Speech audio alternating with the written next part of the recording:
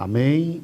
Amados irmãos, a paz do Senhor, agora de forma definitiva, tanto aqui na igreja com os irmãos que já chegaram, os irmãos que estão chegando, e nós teremos a alegria de estarmos juntos hoje à noite na presença do Senhor, e conosco está o querido professor Hayk, né?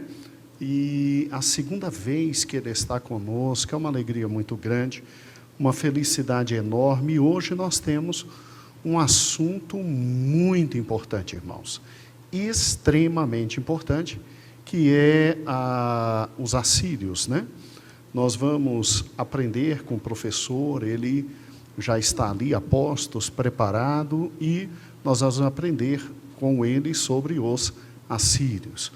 E, irmãos, eu peço encarecidamente, você que está em casa, está nos acompanhando, por gentileza, meu irmão, não se distraia por absolutamente nada.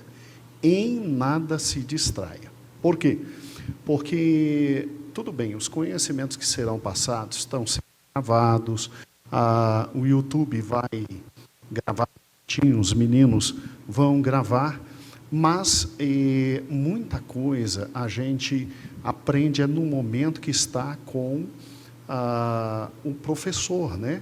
E ele é um homem de Deus, um servo de Deus, nos abençoou a primeira vez, vai nos abençoar agora pela segunda vez, e não será a última. Várias outras vezes ele estará conosco aqui. Mas, se você acompanhar, e se você entender direitinho, fizer anotações, pegue sua caneta, faça anotações, e ao final, você terá a oportunidade de fazer questionamentos. Você terá a oportunidade de aprender. Então, convido os irmãos mesmo sentados, vamos fazer uma oração e agradecer a Deus por esse momento tão bonito que nós estamos. Amém? Os irmãos que forem chegando, Elias, senta aqui pertinho de mim, aqui no segundo banco já, para dar mais volume, né? Enganar o professor, né? Dizer que a igreja está cheia e tal, né? Glória a Deus. Senhor Jesus, muito obrigado pelo momento que estamos em Tua presença. Muito obrigado pela alegria que temos, Senhor, de estar na Tua casa. Senhor, nós sabemos que Tu és o nosso Deus, em Ti, Senhor, confiamos, louvamos o Teu nome e Te amamos por esse momento tão precioso na Tua casa, tão maravilhoso, tão digno. Senhor, usa o professor André Hayk, como Tu sempre usas, ó Deus, para que ele possa abençoar toda a nossa igreja e todos aqueles que estão acompanhando esta live neste momento. Senhor, nós ainda estamos em pequeno número aqui na igreja, mas cremos que alguns outros irmãos virão e louvamos o Teu nome por essa oportunidade tão boa, tão rara, tão maravilhosa. Nós queremos hoje aprender, Senhor, e conhecer, e em razão disso, Senhor, ver as terríveis consequências de uma desobediência. Porque, Deus, Tu avisastes tanto tempo, Tu amas, Senhor, sim, o reino do norte, e durante mais de talvez 200 anos, a Tua paciência foi estabelecida para com aquele povo. E Deus eterno, oportunidades foram dadas, profetas foram levantados, a Tua palavra veio a eles, mas eles não Te ouviram. E nós queremos hoje, Senhor, com os ensinamentos do professor Hayk, entender todo esse momento histórico, entender quem são os assírios, compreender o que aconteceu naquele momento, como foi o cerco, como Israel, o norte, Senhor, tão solidificada ali, naquela esplêndida cidade que era Samaria, ó Deus, tão solidificada, como é que caiu?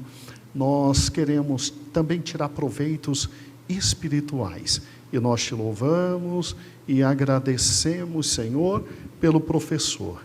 Te louvamos pela oportunidade ímpar que temos essa noite. Amém e amém. Muito bem, irmãos, vamos então começar nossa aula, e nós vamos fazer idêntico ao que foi feito com o professor Felipe, aquele que nos falou um pouquinho sobre GU, né, e cronologia bíblica. Vamos fazer isso com o querido professor Haig. E pedido dele, ele disse: Gedeon, eu gostaria de não ficar sozinho, né, que tenha uma pessoa, que uma pessoa me veja, que uma pessoa eu veja, mas eu quero estar vendo os irmãos que nesta noite vão acompanhar a live. Então, nós vamos passar agora ao professor Haig. Ele verá a nossa face. Haig, ainda não somos muitos, tá bom? Mas nós que estamos aqui estamos felizes em poder essa noite te ouvir, meu amado professor, e queremos aprender muito, não é pouco não, e sabemos que vamos aprender. Muito obrigado por ter aceito o convite, e vamos lá, querido professor, está com o senhor a palavra. Ok. Muito obrigado, pastor Gedeon. É uma alegria poder falar com o irmão e com os irmãos novamente. Eu estava conversando com alguns amigos esses dias e, apesar de eu gostar de dar aula, né, eu gosto muito de dar aula, eu tenho uma dificuldade que é não enxergar alguém quando eu estou dando aula. Então, a aula online ela já é muito cansativa, a gente fica numa mesma posição, não consegue se mexer, não consegue se deslocar, e ainda não enxerga ninguém, porque as pessoas daí fecham a câmera e tal, então fica meio complicado. Então, eu pedi para poder pelo menos ver alguns rostos enquanto eu estou falando aqui, apresentando, tá bom, irmãos? Então, vamos, sem mais delongas, eu vou fazer uma apresentação de um material, e a partir disso, a gente pode depois abrir para conversar então, esse tema aí, tá? Então, tá aí, imagino que os irmãos estão vendo já, então, a nossa apresentação, os assírios, o flagelo de Israel. Tá? Vamos entender quem é esse povo aí da antiguidade, que é tão importante na história de Israel e de Judá. Tá? Eu vou falar 3 aspectos gerais sobre eles, então, que é a geografia, a questão da guerra, que é importante na cultura dos assírios, e, finalmente, a questão de Israel e Judá, como é que eles interagem com esse império lá do norte da Mesopotâmia. Tá? Então, primeiro aspecto, a questão da geografia. Esse aqui é um mapa do que foi o Império Assírio na época de maior expansão, maior domínio. Tá? Para ter uma ideia, isso aqui tudo é a região do Iraque atual. Aqui no norte fica Síria, o país Síria, não é a Síria, é Síria. Aqui nós temos o Líbano atual, Israel e aqui o Egito. Então, toda essa região foi dominada pelo Império da Assíria, que fica aqui no norte. Principais cidades da Síria, a mais famosa delas para nós é Nínive. Mas Nínive não era a capital a maior parte do tempo do Império. A capital era Assur. Nessa época final de expansão, que Nínive se torna, então, a grande capital dos assírios. Né? Então, eles conquistaram toda a região da Babilônia, e que já era uma região que eles controlaram durante muito tempo, mas expandiram, então, até conquistar o Egito. Então, essa é a dimensão do Império. Quem está no caminho dessa história, obviamente, Israel e Judá, aqui as cidades de Jerusalém e de Samaria. Tá? Então, quem eles são? Era um povo belicoso, ou seja, guerreiro, violento, que viviam no norte da Mesopotâmia, composto basicamente de comerciantes dessas cidades do norte, que, em determinado tempo, eles tiveram um empreendimento imperialista, ou seja, de conquistar cidades ao redor, para dominar e explorar economicamente essas cidades. Tá? Tiveram uma expansão imperial, ou seja, uma preocupação de montar o império, de conquistar outros reinos, ao longo de muitas fases, muitas épocas distintas ao longo do tempo. Desde o século XIV a.C., ou seja, 1400 a.C., passagens de crescimento aí no século X também, depois um decréscimo gradativo, e uma época de uma expansão muito forte no século VII a.C. Tá? Isso significa que os assírios já são uma grande potência internacional no Oriente Próximo durante toda a história bíblica. Eles são a grande potência. Né? Para a gente é muito famosa a Babilônia, né? Que destruiu Jerusalém, levou por exílio e tal. Mas, na verdade, ao longo da história, o império que de fato teve poder e crescimento foi o assírio. Eles eram o grande pavor do Antigo Oriente, pela sua expansão militar, principalmente, que nós vamos falar daqui a pouco também. O ápice da expansão, justamente, então, foi com o rei Assurbanipal, dos anos 668 a 627. Para a gente estabelecer uma cronologia, isso aqui é a época dos reis do norte e do sul, pega a época do rei Acaz, depois do rei, aliás, no norte, né, da queda de Samaria, que é em 721, é depois, inclusive, da queda de Samaria, e pega a época dos reis do sul ali, de Manassés, de Ezequias, né? Então esses reis mais ou menos até a época de Josias. Josias é um pouquinho depois dessa época aqui, só para a gente se localizar, que já é próxima da época do final do reino de Judá, tá? Com a destruição de Jerusalém, daí por outro império que é pela Babilônia. E eles tinham, o que eles tinham como política assim, de conquista de império? Isso é importante a gente entender para perceber a diferença do que aconteceu com Israel para o que aconteceu com Judá. Tá? Eles tinham uma política de deportação de populações para subjugar um povo. Então, o que eles faziam? Eles chegavam, conquistavam um reino, uma cidade, um reino e tal, e levavam embora grande parte da população e espalhavam para outras regiões do império, reassentavam em outros lugares e traziam desses outros lugares as populações para viver nesse território conquistado. E aí eles colocavam uma administração assíria em cima desse povo que está habitando nesse lugar. Então, o que fazia com isso? Embarcava a população local. Então, fica mais fácil de controlar um povo se ele não se dá entre si. Se tem vários povos juntos no mesmo território, eles não vão se juntar para lutar contra o império. Então, essa é a estratégia deles de dominar.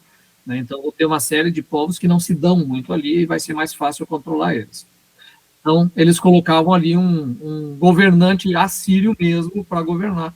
Isso é diferente, por exemplo, do que os persas vão fazer mais tarde, ou até os romanos, que vão usar o próprio governo local. Né? Quer dizer, na época persa, o governante é um judeu, mas na época, ou um israelita, que seria no caso, na época assíria, não, o governante vai ser um assírio. Então, eles são uma máquina que vem atropelando, assim, culturalmente, tudo, eles devastam as culturas por onde passam, justamente porque misturam esses povos, né? A Babilônia, quando a gente vê a história da deportação para a Babilônia, é diferente. Eles não levam a população. Eles levam só a elite, apenas o pessoal das cidades, as monarquias, os escribas, né, o sacerdócio, é esses que eles levam.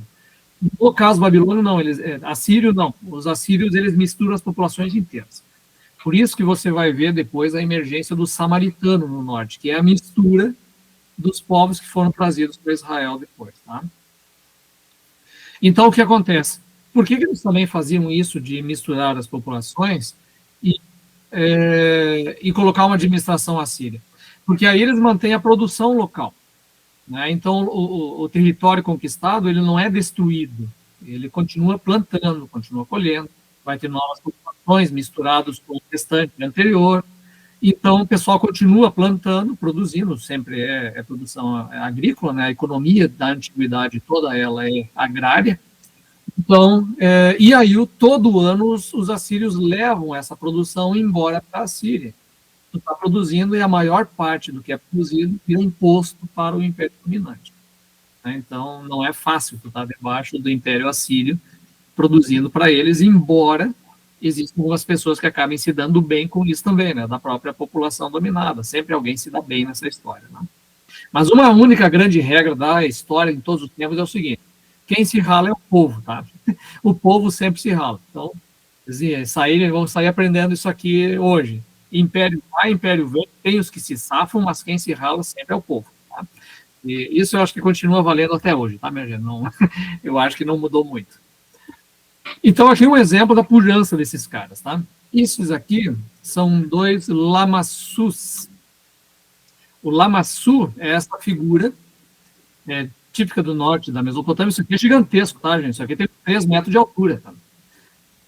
Esculpido, tem o rosto de homem, aí ele tem o corpo ou de leão ou de touro, aqui no caso com leões, com asas, criaturas aladas.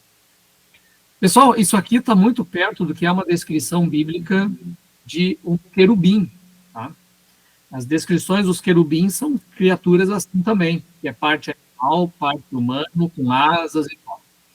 Né? Inclusive, em Salmos aparece a menção, uma adoração a Deus, dizendo que Deus cavalga as nuvens montado em um querubim. O salmista está imaginando uma criatura parecida com isso aqui, tá? Não é um ser humano com asas. Ia ser uma situação muito esquisita pensar em Deus montado num anjo do jeito que a gente imagina. Muito estranho. Não, ele está montado numa criatura alada desses. Também é parecido, por exemplo, com a esfinge que tem no Egito. Tá? Então, só para ver um pouco da pujança da arquitetura que se constrói. Que são os portões de entrada, tinha esses lamassus aqui. Aqui outra figura do lamassu, de lado também. Aqui vejam, ó, é um touro. Ó.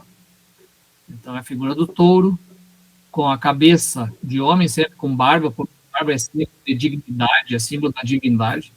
Não é por isso que eu uso barba, tá? É porque está na moda.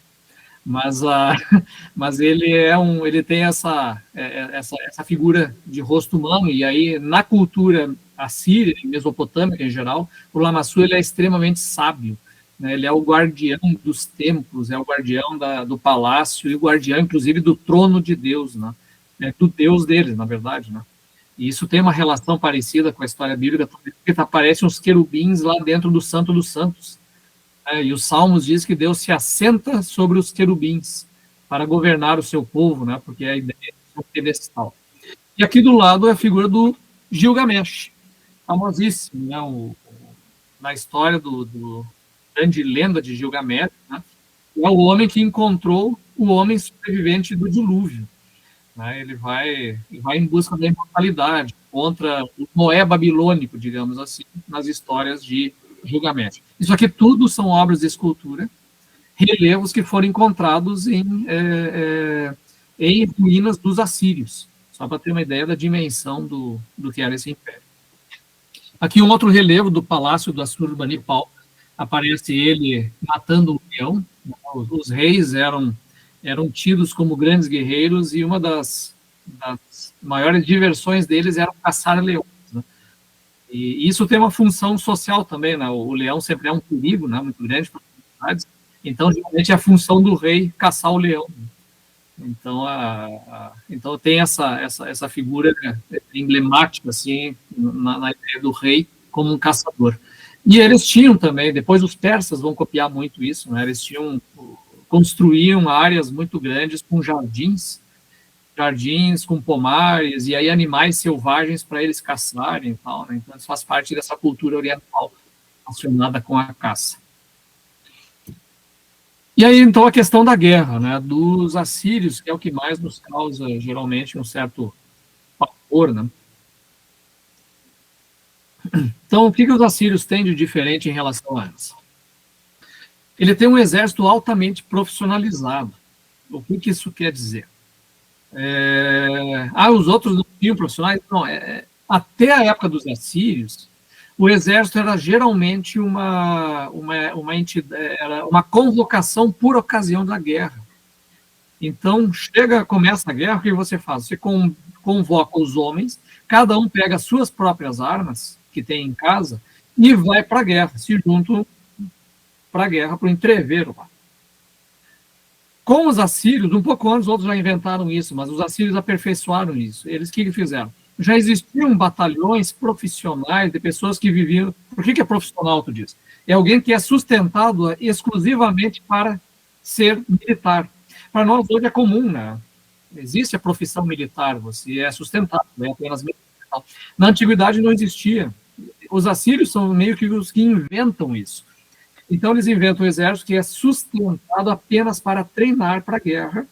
Durante a época de paz, eles vão ficar treinando, e na época de guerra vão para a batalha como militares profissionais. Então, na história de Israel e Judá, por exemplo, você não tem um exército profissional, geralmente é a convocação das pessoas para a guerra.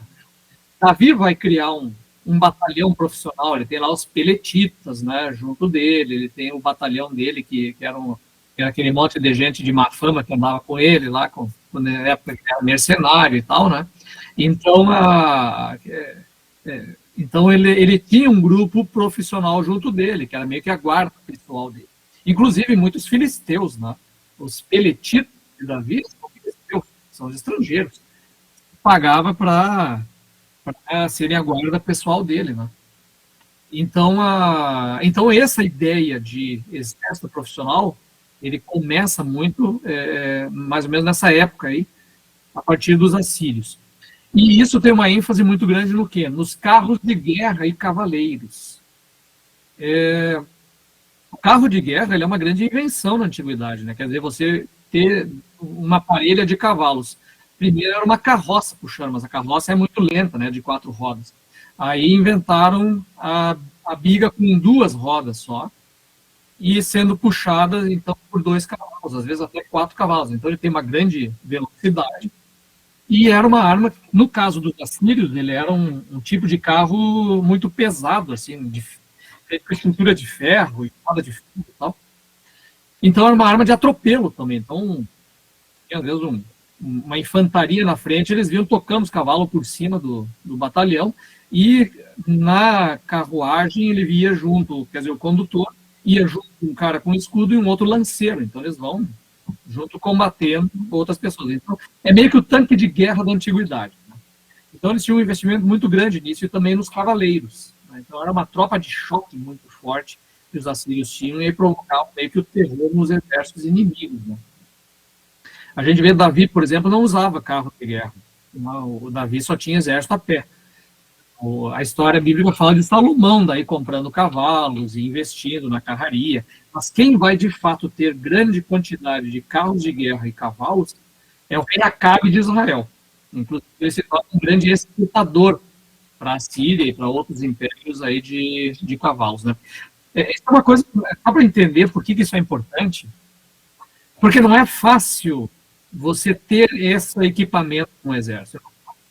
Primeiro, é caro pela tecnologia. Eu tenho que ter metalurgia para fazer e produzir isso. E você tem que ter treinamento para conduzir. Eu não sei conduzir uma biga, por exemplo, né? Eu sou um homem do século XXI, eu não faço a menor ideia como é que faz isso. Quer dizer, tem que treinar alguém para fazer isso. Tem que treinar alguém para lutar em cima disso num carro em movimento. Tudo isso demanda treinamento. Então, você tem que ter pessoas altamente especializadas para isso. Então, e os assírios tinham isso em grande quantidade. Então, eles tinham também engenheiros, né, grandes engenheiros, que criavam, construíam armas de assalto, aquelas coisas que vocês vêem no filme, de chegando aquelas torres, sendo empurrados com roda, e chega na muralha, e aí todo mundo vai pular em cima. É esse tipo de coisa. Então, eles construíram isso. E construíam rampas de acesso, ou seja, tu faz a volta, tem uma cidade amuralhada, com muralha, eles não conseguem entrar. Então, o que eles fazem? Chamam os engenheiros e vão construindo uma rampa de pedras. Vem vindo de longe e construindo uma rampa até chegar na altura da muralha, para daí pular por cima e invadir. Então, faziam esse tipo de construção, que às vezes podia levar 2 anos, entende? Então, até tu entrar numa cidade e o pessoal lá dentro em estado estípico nem consegue sair. Então, os assírios conseguiram desenvolver uma engenharia tão desenvolvida que eles conseguiram desviar, inclusive, o rio Eufrates, porque eles queriam destruir a Babilônia em um dado momento. Isso foi no século 13 a.C. Então, imagina, nós, para fazer a transposição do rio São Francisco, lá no Nordeste, levou anos e anos a fio que os caras não conseguiam fazer. Os assírios fizeram isso tapa, em questão de meses. Eles fizeram a transposição do rio Eufrates para ele inundar a Babilônia e destruíram a cidade. Depois que eles destruíram a cidade, eles botaram o rio de volta no lugar. E o Eufrates é um monstro de um rio.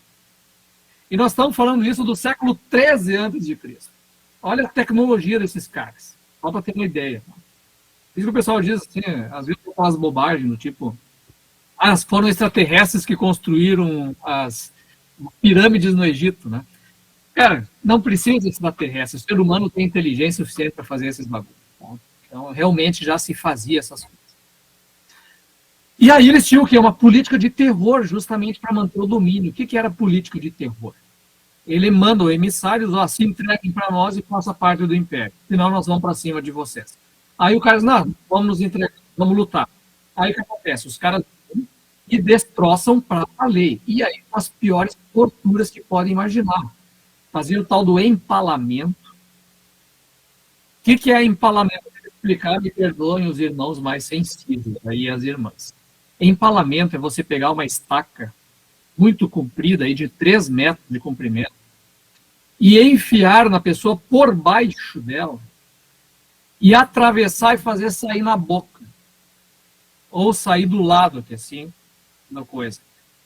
E os caras desenvolveram uma técnica tal, eles conseguiram atravessar um ser humano desse jeito sem atingir nenhum órgão vital. E o cara fica vivo ainda, com esse troço atravessado. E aí eles penduravam, eles pegavam e botavam essa estaca fincada na horizontal no chão e a pessoa ficava lá atravessada que nem um espetinho, um churrasquinho, até morrer, que podia durar 1, 2 dias. Então imagina o que é isso. Existe um personagem na história famoso por ser um grande empalador, que se chama o Conde Vlad Dracul. Esse cara existiu de verdade, lá na Romênia, na Idade Média, e ele fazia esses empalamentos. Ele deu origem à lenda do Drácula, o Conde Drácula. Tá? Para ter uma ideia da maldade da coisa. Quem? Esses bagulhos? Eram os assírios. Entendeu? Sabe o que é um esfolamento? Esfolamento é arrancar a pele de alguém. Então eles pegavam e arrancavam a pele dos soldados vencidos e esticavam as peles nas muralhas lá. Sabia que você não morre de arrancar a tua pele? Você fica vivo um tempo, você vai morrer de infecção um tempo depois. Então é o tipo de coisa que faziam. E as torturas piores vocês podem imaginar com os vencidos. Isso é política de terror. Então, para quem assistiu Game of Thrones, aquilo lá é barbada do lado que esses malucos faziam. Em termos de crueldade e perversidade. Esses são os assírios. Tá? Então, por isso que eles causavam muito pavor nos povos. Assim. Quem ia passar na frente dos assírios, eles ficavam apavorados. Esses caras vão fazer horrores aqui com a gente. Né? Então, aqui apenas alguns relevos mostrando isso, porque eles tinham orgulho disso, entende? Eles mostravam isso nos seus murais, nos palácios, nas suas vitórias. Né? Então, aqui você tem, por exemplo, um carro de guerra com ariete, ó, que está batendo na muralha e aqui as pedras caindo, está derrubando as muralhas com um ariete. Um carro construído para isso, com uma torre lá em cima, os arqueiros. Ó. Aqui está, claro, a representação é uma representação artística típica da época, que não é exatamente igual à realidade. Né? Mas você vê como é que funcionam essas armas de cerco dos assírios. Aqui aparece uma cidade sendo saqueada. Ó. Então, o pessoal arrancando, saqueando tudo, destruindo, e aqui embaixo, ó, no caminho, eles levando embora os tesouros saqueados. Ó. Então, aparece aqui a cidade sendo roubada depois da vitória. E aqui o empalamento. E esse é um empalamento especificamente de Egito, que aparece lá no palácio também da Surbanipal. Aqui, ó, ele sendo as estacas e os corpos aqui, dos empalados. E esse aqui é uma comemoração dos assírios da vitória sobre a cidade de Laquis, que é uma cidade de Judá, perto de Jerusalém. Eles invadiram lá no ano 701. Eles invadiram a Judá, destruíram 46 cidades de Judá e fizeram esse tipo de destruição por lá, que é justamente na época da história do Ezequias. Aquela libertação do Ezequias, ele ora e pede para Deus o libertar, porque ele está em Jerusalém, foi exatamente nesse episódio que os assírios descreveram aqui. Para vocês terem a noção da dimensão do pavor que ele está passando lá, em Jerusalém, porque esses caras já estão dentro do território dele e já fizeram isso tudo. Né? Então, só para ter uma noção da relação disso. Né? E aqui alguns rebeldes sendo esfolados vivos. Né? Os caras aqui estão com as mãos, ó, passando as facas e tirando a pele dos caras que estão amarrados, estendidos no chão. Aqui. Então, para os caras celebrarem isso num mural, é porque a crueldade realmente é medonha. Né? Então, o Israel e o Judá, o que eles têm a ver com essa história toda aí? No século IX, começa um grande avanço dos assírios sobre Canaã. É a época do rei Acabe. Acabe, que tem todas aquelas histórias com Elias e Eliseu, ele é justamente um dos reis mais poderosos que já existiu, tanto em Israel como Judá. A riqueza dele é tão grande que o rei Acabe e a dinastia dele, que é a de Onre, que é o pai dele, ela é citada nos murais assírios, nos anais assírios. Os assírios citam a casa de Onre. Porque eles atacaram Israel em dado momento, nessa época, e ele menciona a grande coalizão que tem de Canaã contra o Império da Síria. E o reino que tem o maior número de soldados e de carruagens é Acabe.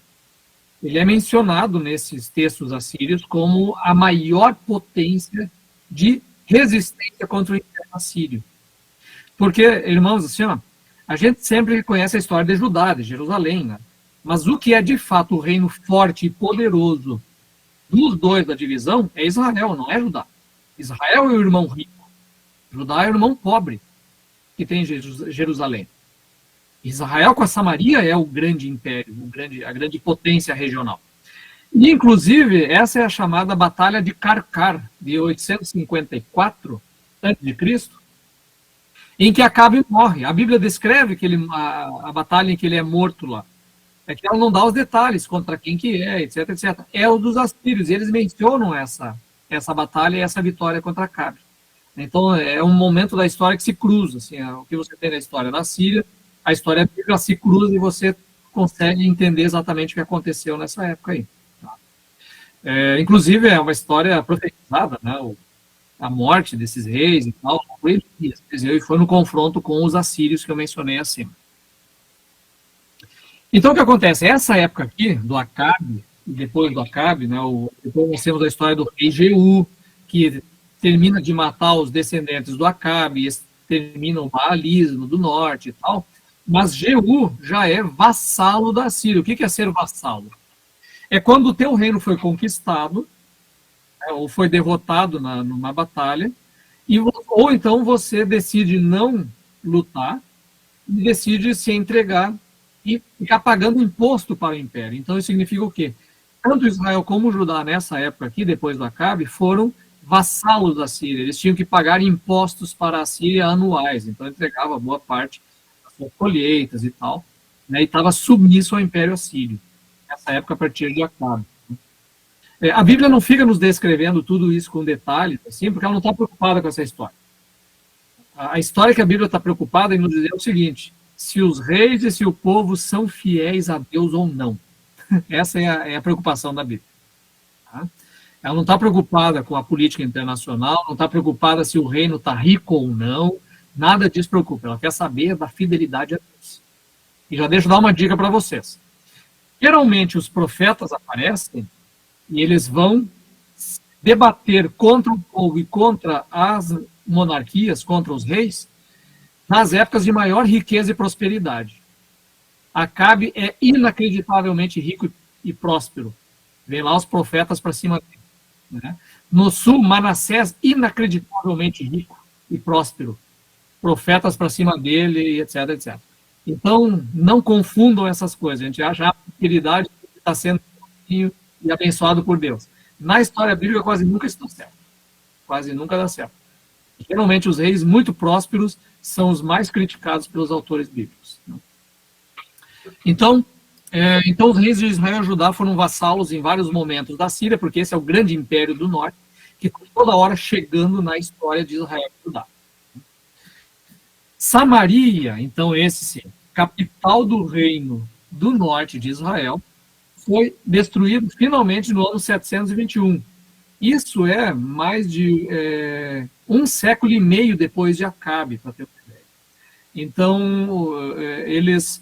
por que Israel foi destruído antes do que Judá e os assírios? Não é? Porque Israel estava mais perto, está próximo, está no norte. Então ele é o primeiro que está no caminho da Síria quando vem chegando para o sul. Segundo lugar, Israel fica na região mais próxima, mais produtiva, que é no norte de Israel. Judá, e a capital, Jerusalém, ela fica no meio das montanhas, lá no sul de Judá, numa região mais desértica, mais ruim. Então, é muito mais interessante você invadir o norte, que é rico e que tem uma grande produção.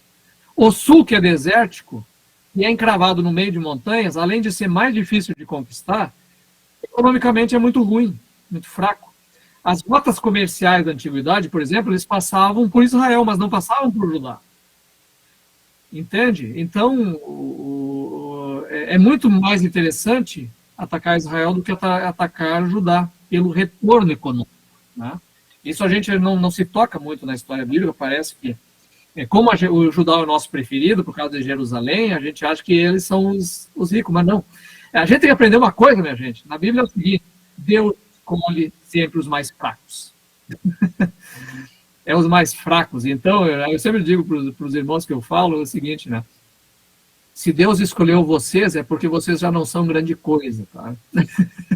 Isso vale para mim também. Deus me escolheu porque eu não sou grande coisa. Deus escolhe os fracos desse mundo.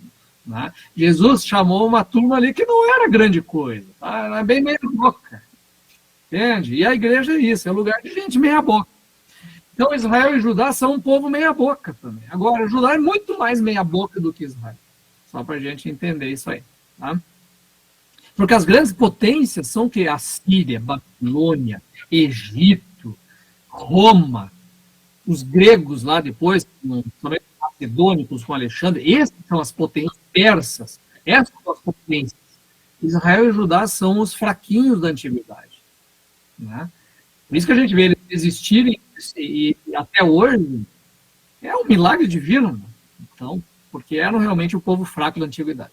Então, o que acontece? Samaria foi invadida finalmente pela Assíria nesse ano 721, e decidida por quê? Porque os reis de Israel nessa época resolveram se rebelar contra a Assíria e aí tomaram pau. Né? Mas isso tudo por quê? Profetizado justamente. O profeta dizendo: olha, vocês não estão querendo voltar para Deus de jeito nenhum, Deus vai destruí-los. Aí o profeta Isaías, inclusive, vai chamar a Assíria, lá em Isaías capítulo 5 ou 10, não me lembro, ele chama a Síria de vara da ira. Ou seja, Deus vai usar este império perverso, com toda essa maldade que eu descrevi para vocês agora, Deus vai usar esse império para castigar o povo de Israel. É o que ele faz. Né? E depois o que acontece? Nessa época que Judá foi invadida também. Porque a gente tem lá em Segunda Reis, descrevendo a destruição, acho que é 25, se não me engano, a destruição de Israel, só que ele também descreve que Judá também foi invadido nessa época. Então, Jerusalém quase foi destruída em 701, que é justamente aquele episódio do mural que eu mostrei para vocês, ali de Laquis. E Jerusalém tem o cerco, e aí a libertação, lá com Ezequias, se liberta, e é liberto por Deus, né? Esse exército meio que é destruído, segundo a narrativa bíblica. É claro que os assírios não vão contar essa história. O que a gente sabe pela história é o seguinte, que quando já estava no cerco de Jerusalém, houve uma rebelião lá na Síria, e o imperador teve que voltar para a Síria. Ele voltou para lá. 2 anos depois, ele foi assassinado no palácio dele, acho que até foi pelo genro, uma coisa assim, de dentro da casa. E ali começa a grande decadência da Síria a partir desse momento. Tá? Mas a Judá, nesse episódio, ela se livra da destruição de Jerusalém, mas ela não fica independente, ela continua na vassalagem da Síria, debaixo da autoridade da Síria. Porque depois nós temos, por exemplo, o rei Manassés. Manassés, a Bíblia fala o quê? Que ele está cultuando todos os deuses mesopotâmicos, astrais, etc, etc. Por quê? Porque são os deuses da Síria. Porque ele vai se dar bem em termos de governo, e ele governa 55 anos, porque ele está debaixo da Síria. Ele se amigou com esses caras e colocou Jerusalém na rota comercial dos assírios. E aí ele enriquece, mas junto com o império desses, entendeu? A Bíblia não chega a descrever isso. Por quê? O que ela está preocupada em dizer? Idolatria de Manassés. Está preocupada em falar na prosperidade econômica dele junto com os assírios. Né? Mas ela vai criticar Manassés. Então, só que aí vai ter um grande acontecimento, olha aí, quase muito tempo depois, nós estamos falando aí de 612, que já é a época final ali da história de Judá.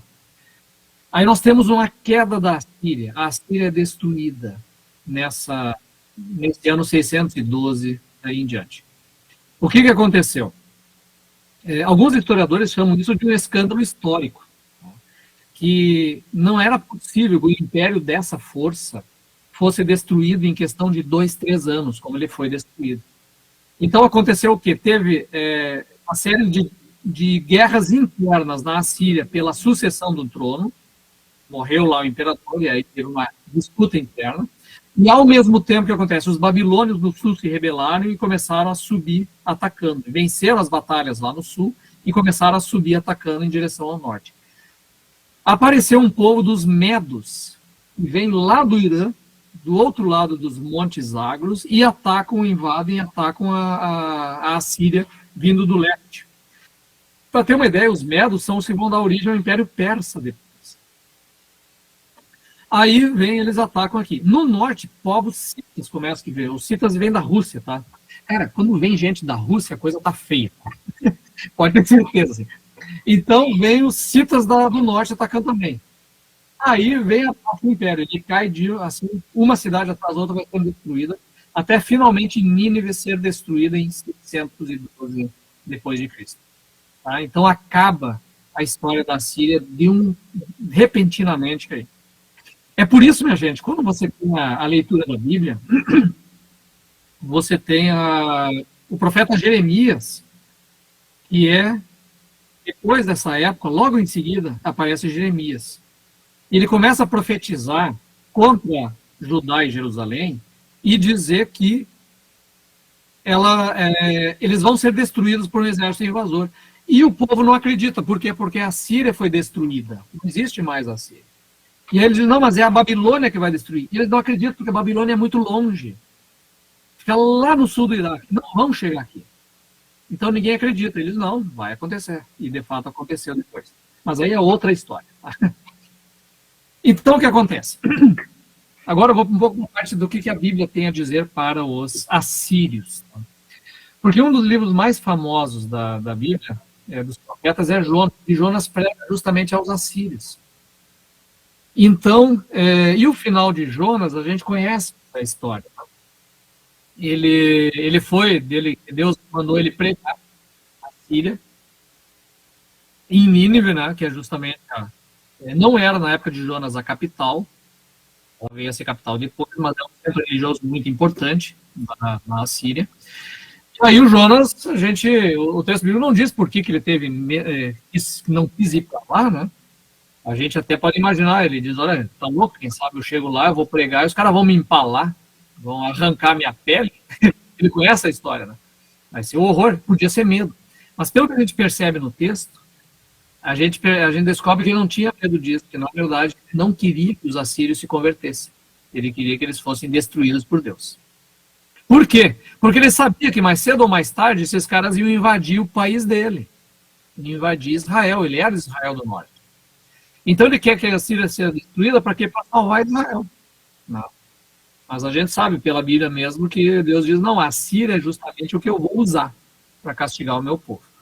Mas aí qual é a relação do texto de Jonas com a Síria? É o do convite ao arrependimento, e o texto bíblico fala do arrependimento de Nínive naquele momento.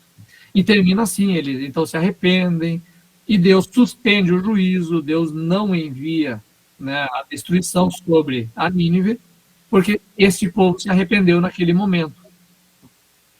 Então ele termina com esse texto aqui. Mas o Senhor lhe disse, você tem pena dessa planta, embora não a tenha podado, nem tenha feito crescer. Ela nasceu numa noite e numa noite morreu. Contudo, Nínive tem mais de 120.000 pessoas que não sabem nem distinguir a mão direita da esquerda, além de muitos rebanhos. Não deveria eu ter pena dessa grande cidade? Ou seja, os assírios, com toda essa maldade, se arrependeram. E se arrependendo, Deus os perdoou. E mais, quando ele diz aqui, ó, Jonas, ele está dando uma lição de moral para ele. Né? Cara, sabe o que são 120 mil pessoas que não sabem distinguir a direita da esquerda? São 120 mil crianças. É isso que ele está dizendo. Tu acha que eu não vou ter pena de 120 mil crianças que moram nessa imensa cidade? De pessoas que se arrependeram? Então, o Jonas termina meio desse jeito, assim, Deus diz para Jonas, Jonas, quer saber o seguinte? Vai pastar. É Deus dizendo isso para ele. Assim, tu não entendeu o que é misericórdia, tu não entendeu qual é o objetivo do profeta, da profecia, que é buscar o arrependimento. Mas a Bíblia tem também um outro profeta que também trabalha com Nínive. Aliás, com a Assíria, mais tarde. Que é Naum. O profeta Naum também prega contra os assírios. E aí ele prega o quê? A destruição. Né? Ele anuncia a destruição para eles, porque não existia mais arrependimento, não houve mais uma volta, né? E aí ele vai anunciar que Deus está vindo com juízo contra a Síria. E aí é esse jeito que a Bíblia nos mostra como Deus opera com esses povos e essas nações do mundo. Deus primeiro usa a Assíria para castigar Israel com toda essa perversidade. E depois Deus castiga a Assíria também. O profeta Isaías fala disso claramente, tá? Que Deus vai castigar a Assíria pela sua maldade, porque ela não reconheceu que é Deus que lhe deu o poder. Porque ela não prestou glória a Deus, e ela prestou glória apenas a si mesma, né? E com a sua violência e tudo mais. E o Naum, então, é o que chega com o julgamento final sobre a Síria. Né? Ele diz assim, lá no final do livro, não há cura para a tua chaga, a sua ferida é mortal. Quem ouve notícias a seu respeito bate palmas por sua queda, pois quem não sofreu a sua crueldade sem limites? Quer dizer, então ele está dizendo assim, olha, o mundo inteiro está batendo palmas porque você está sendo destruída. E batendo palmas também aqui à justiça de Deus, porque Deus fez a justiça contra o império terrivelmente perverso que existia na Síria. Mas ainda assim, a Bíblia tem mais para falar sobre a Síria. Né? Não vai terminar nessa coisa triste que é só devastação e só destruição. Olha que coisa interessante aqui. Isaías, em dado momento, ele diz o seguinte, essa profecia é linda, olha o que ele diz aqui. Naquele dia, quando a Bíblia fala naquele dia, ele está falando do dia do Senhor. O dia do Senhor é um dia de grande julgamento, em que Deus vai julgar o mundo e ao mesmo tempo derramar a graça. Pelo Novo Testamento, a gente descobre que aquele dia do Senhor, sabe quando que é? O dia da cruz, quando Deus derrama julgamento e graça ao mesmo tempo. Que ainda vai se concluir quando Cristo voltar, porque nós estamos dentro do grande dia do Senhor, certo? Mas aí é para outro assunto, né? Aí já nós estamos no assunto da escatologia. Mas voltando aqui então, naquele dia haverá uma estrada do Egito para a Síria. Os assírios irão para o Egito e os egípcios para a Síria. E os egípcios e os assírios cultuarão juntos. Naquele dia, Israel será um mediador entre o Egito e a Síria, uma bênção na terra. O Senhor dos exércitos os abençoará, dizendo, bendito seja o Egito, meu povo, a Síria, obra de minhas mãos, e Israel, minha herança. Ou seja, a profecia bíblica ela diz o seguinte, esses povos, por mais perversos que sejam, o Egito, que foi o lugar da escravidão de Israel, a Assíria, que era esse império que destruiu Samaria, destruiu boa parte de Judá, que fez horror, esses povos que são um exemplo mais extremado de crueldade que o profeta Isaías tinha naquele momento, esses povos vão conhecer a Deus e vão adorar a Deus. Tá? Entende? Então, isso é uma profecia muito bonita, porque a gente sabe que isso se cumpriu, minha gente. Nós sabemos disso. Porque o Egito, ele se tornou uma das primeiras povos e primeiras nações cristãs da nossa era. Nós temos até hoje uma igreja chamada Igreja Copta do Egito, que é simplesmente um dos cristianismos mais antigos que existem no mundo. Esses coptas egípcios são cristãos antes do Império Romano ser cristianizado. Já existiam. Esses coptas do Egito, eles inventaram os monastérios, depois de formar os grandes monges da Idade Média na Europa e tudo mais. Até hoje, quando a gente fala hoje da igreja perseguida no Oriente e tudo mais, nós estamos falando desses caras aqui, os egípcios, os coptas, os cristãos orientais. E a Assíria, agora pasmem, a Assíria se tornou, os descendentes dos assírios existem até hoje, continuam existindo. E os assírios em massa se converteram nos primeiros séculos do cristianismo com a evangelização dos apóstolos que foram para essa região.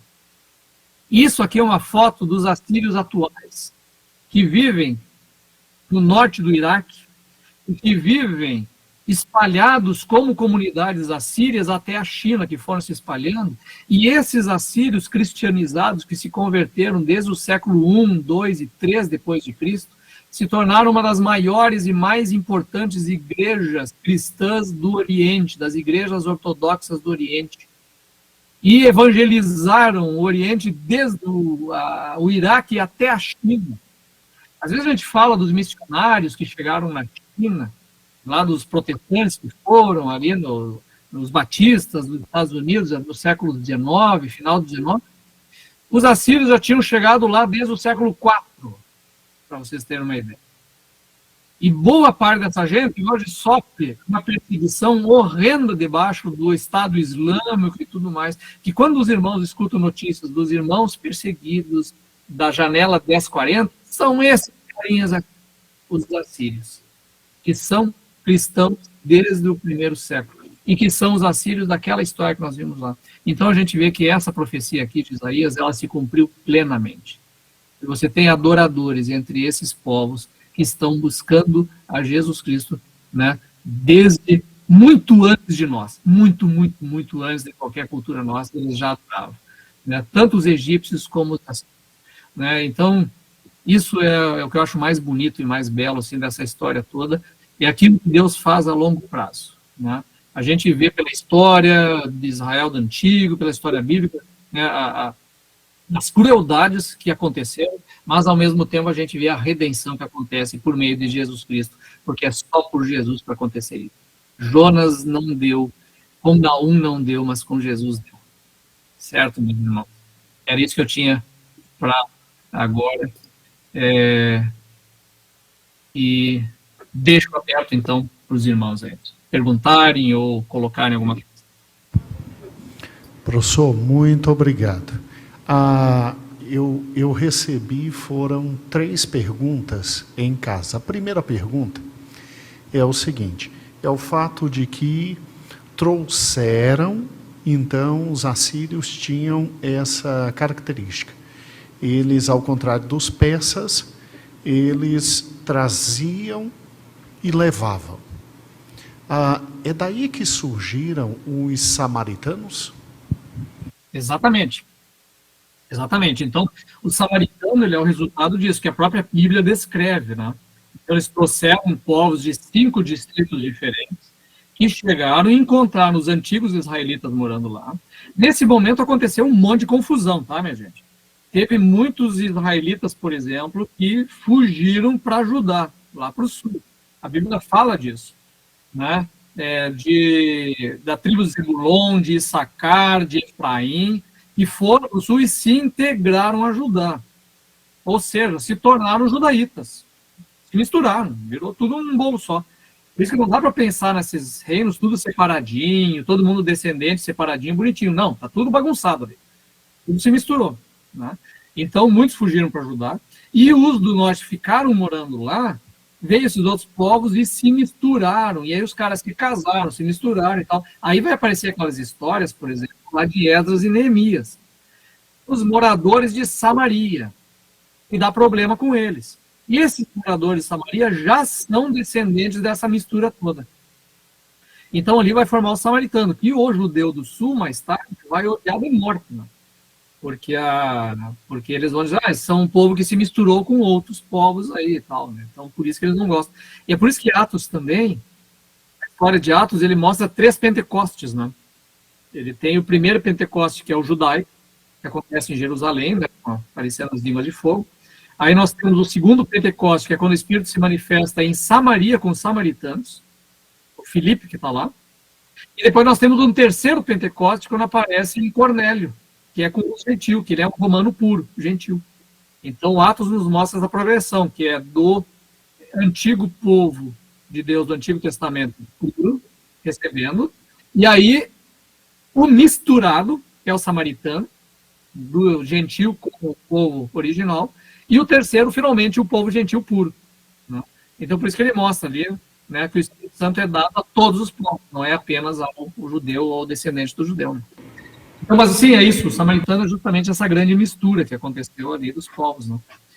Então, os samaritanos, inclusive, na época ali da reconstrução do templo, nos conta a história, eles tentaram participar da reconstrução do templo de Jerusalém e a turma ali não deixou, né, o Zorobabel e tal, disse, não pode, deixou, tocou eles, aí começaram a fazer oposição, aí que começou a inimizade entre eles. Já tinha dos reinos norte e sul, antigamente, eles não se davam bem, vivia dando guerra lá, entende? Então, essa coisa nossa de que um só povo que de repente se dividiu é meio... A Bíblia não fala disso, né, isso é coisa da nossa cabeça, né, eles viviam brigando. Não é fácil. Professor, a segunda pergunta. Quando Jeú destrói a dinastia de Acabe, nós temos então Israel Norte ali perdendo parte do território. Os sírios vieram, né, com Azael e depois Ben-Hadad. E o que acontece? Aí depois vem neto, bisneto, e parece que com Jeroboão II tem um grande avanço, né, no território. O que aconteceu? Os assírios deram uma colher de chá para Jeroboão II? Estava tendo alguma coisa fora que permitiu uma certa paz? O que ocorreu para que o Reino do Norte voltasse a tamanha, né, dimensão? Tem vários fatores, né? Que o Jeú, que é o Jeroboão II é da dinastia do Jeú, né? Ele é filho do Jeú. Né? O Jeú, ele é mencionado nos anais assírios como vassalo. Entende? Então, inclusive aparece lá nos murais da Síria, Jeú entregando o tributo, entregando a oferta lá para o imperador. Então, o Jeú já é vassalo. E ali, ao que parece, né, eles perderam realmente muitos territórios para os sírios, né, não confundam na Bíblia, sírio com assírio. Eles não têm nada a ver com outros. Tá? Os sírios são os arameus de Damasco. Né? Os assírios são lá do norte de Nínive de Assur. Né? Então, o que acontece? Com Jeroboão II, nós temos um grande enfraquecimento dos vizinhos ali dos sírios de Damasco. São muito enfraquecidos. Né? E o Jeroboão II, ele também tem o seguinte, nessa época tem uma produção de cobre, que vem lá do extremo sul, desde Ongeber, que passa por Judá, inclusive, e o Jeroboão II é o que faz essa corredor de passagem lá que vai para a Síria, desse cobre, que está produzindo horror nessa época. Além disso, tem o seguinte, ao que parece, de fato, ele tinha um grande esquema aí com a Síria.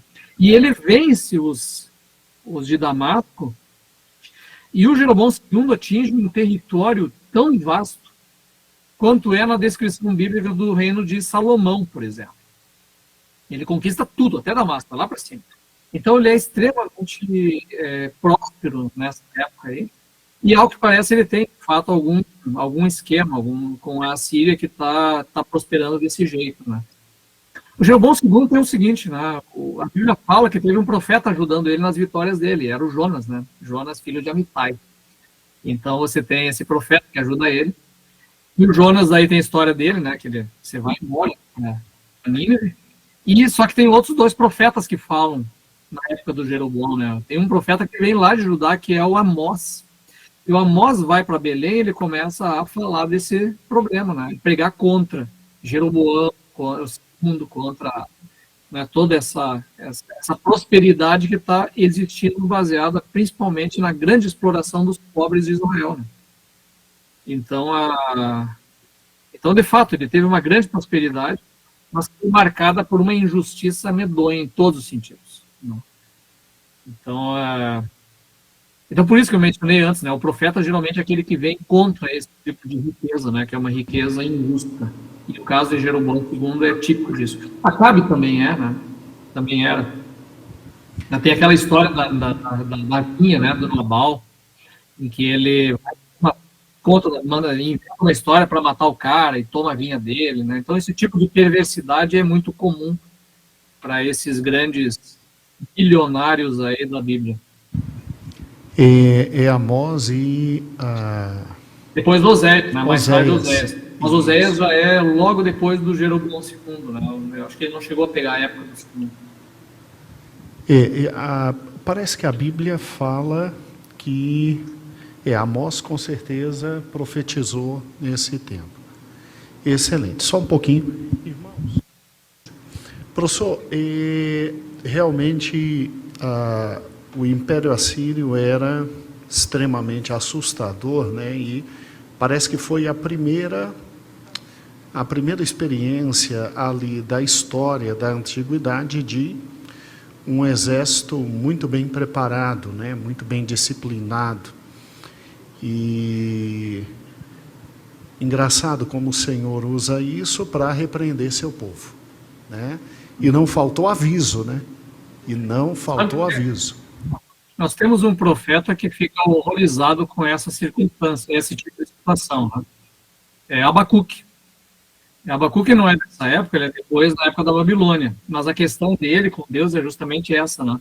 Ele vê a maldade do próprio povo dele, é um homem muito sensível, e aí ele pergunta para Deus, né? Pô, Deus, como é que tu pode, sendo tão justo, tão santo e puro e bom, permitir que isso aconteça tudo no nosso povo e não fazer uma justiça, né? E aí Deus responde para ele, tu quer justiça? Claro, vai ter justiça. Estou mandando os babilônios, eles vão destroçar com Judá e Jerusalém. E aí o Abacuque fica horrorizado, né? Tá, mas eu não tenho, como é que pode, né? Como é que você vai castigar o mal, que é o próprio povo dele, com alguém mais perverso ainda do que ele? Porque os babilônios são muito piores do que os judeus dessa época, dos judaítas dessa época. São muito piores, né?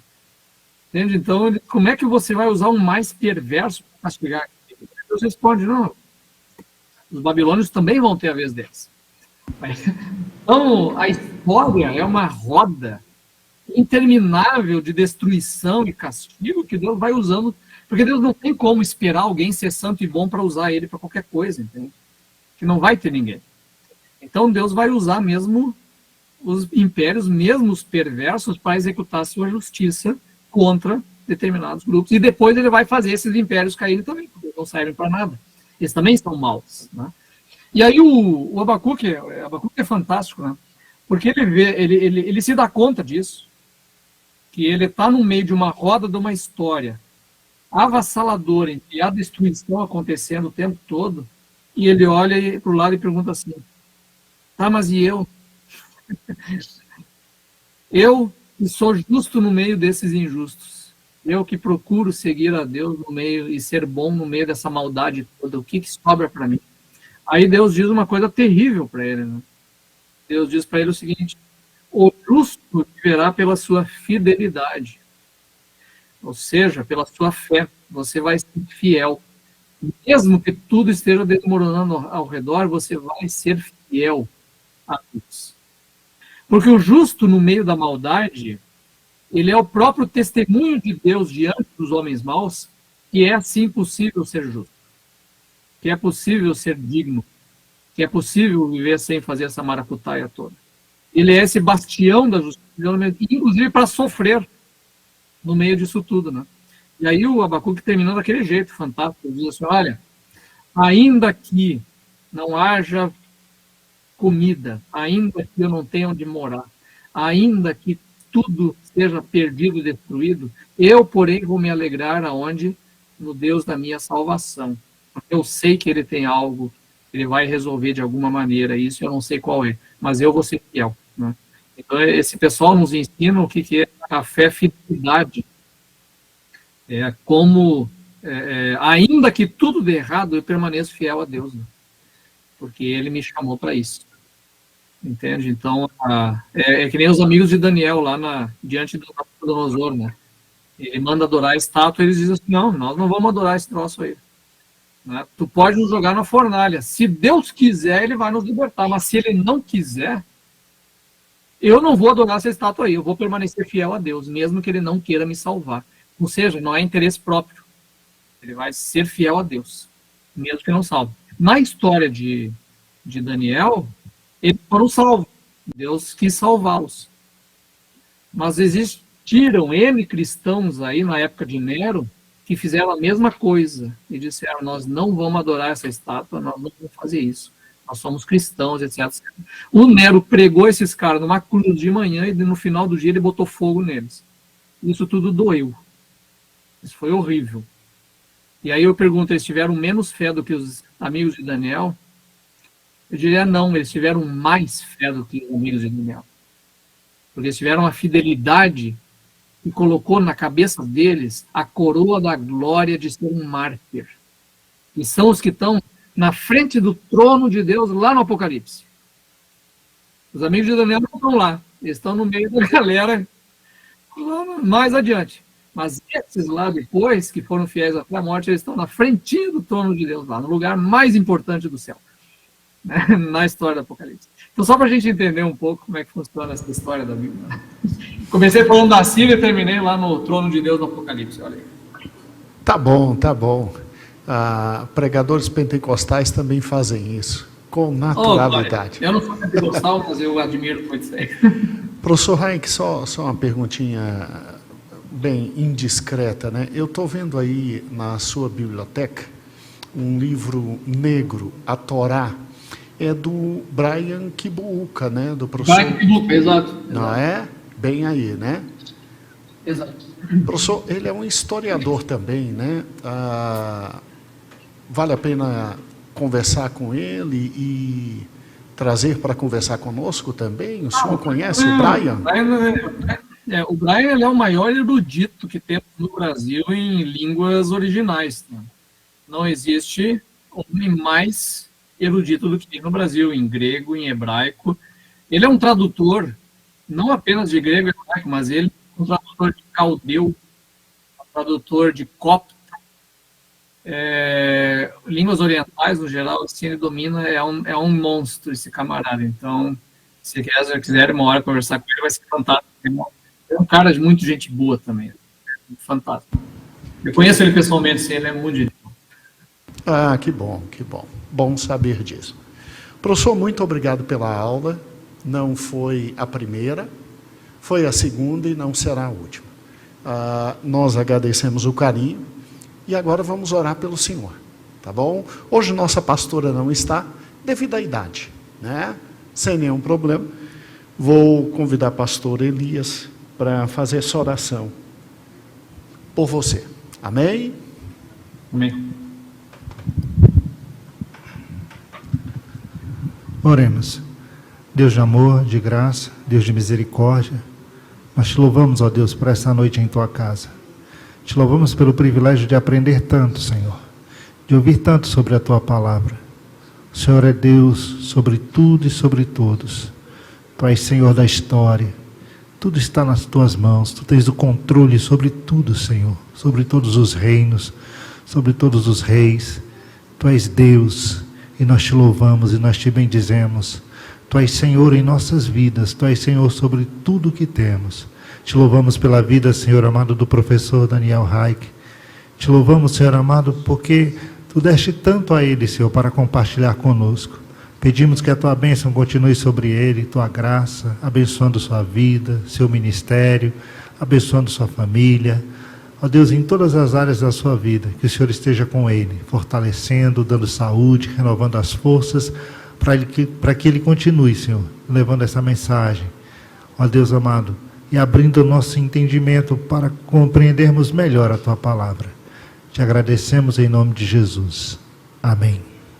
Amém. Obrigado, professor. Suas palavras finais. Agradeço muito o convite dos irmãos e a história sempre nos ajuda também a compreender um pouco melhor a Bíblia, né? Eu gosto muito dessa interação e sempre com o objetivo de deixar a Bíblia nos dizer o que ela está dizendo, né? A gente faz essas coisas, às vezes algumas pessoas acham que a gente está desdizendo algumas coisas da Bíblia, mas não, é o contrário, a gente está procurando descobrir o que ela de fato está nos dizendo, mesmo que às vezes a gente tenha que derrubar algumas das nossas concepções, que às vezes são equivocadas, né? Então, nosso grande objetivo é ser fiel à palavra de Deus, aquilo que ela está nos ensinando. E incentivar os irmãos aí a continuarem nessa jornada aí de conhecer cada vez mais desta palavra maravilhosa. Previsão para o Atlas? Sai em maio do ano que vem, já está em revisão, já terminei as artes, já está na revisão final. Então, aliás, hoje estava trabalhando nele e está indo para a gráfica aí, final do ano, e em maio está entre nós. Ok, então, só aguardar. Um abraço, professor, boa noite e, como a gente diz aqui, a paz do Senhor. A paz do Senhor e até uma próxima. Muito obrigado. Deus abençoe.